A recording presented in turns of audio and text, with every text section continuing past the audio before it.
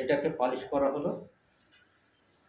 সিঁড়ির ধাপ বসানোর আগেই এটাকে পালিশ করতে হয়, তাহলে কাজটি খুব ভালো হয়। এই পাশটা করলাম পালিশ, আপনারা দেখেই বুঝতে পারছেন চকচক করছে, দেখুন গ্লেজি ভাব এসছে। আর এটা সিঁড়ির বাইরের সাইডে থাকে, এই সাইডটাকে আর দেখতেই পাচ্ছেন এটা কিন্তু ডবল পেস্টিং।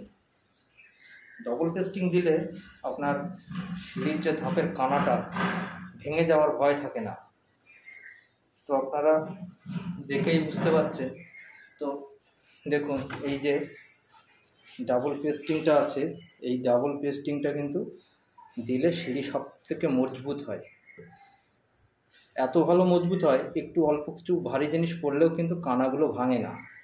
নাহলে এই কানা যদি সিঙ্গেল থাকে তাহলে ভেঙে যাওয়ার ভয় থাকে। তো বন্ধুরা, আপনারা কেউ যদি সিঁড়ি বসান তো অবশ্যই এরকম ডবল পেস্টিং করে বসাবেন। দেখুন দেখতেও কত ভালো লাগে।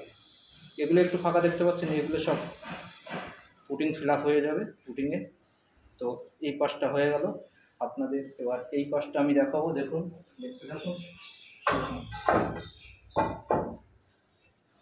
এই পাশটা এবার পালিশ করব, দেখুন।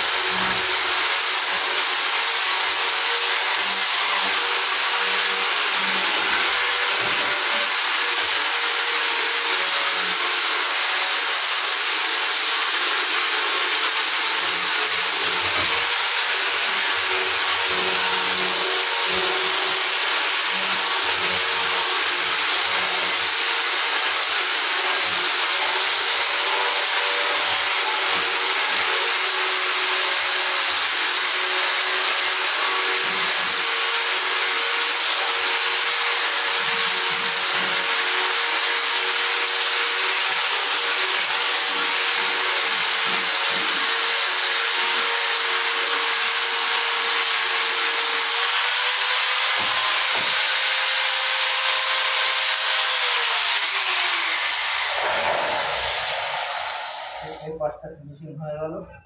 তো দেখুন এই পাশটা ফিনিশিং হয়ে গেল, দেখলেই বুঝতে পারছেন।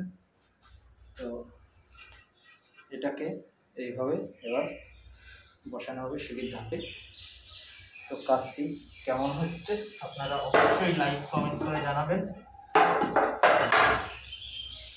বন্ধুরা, ভিডিওটা অবশ্যই দেখবেন, ভিডিওটা ধাক্কা দিয়ে সরিয়ে দেবেন না।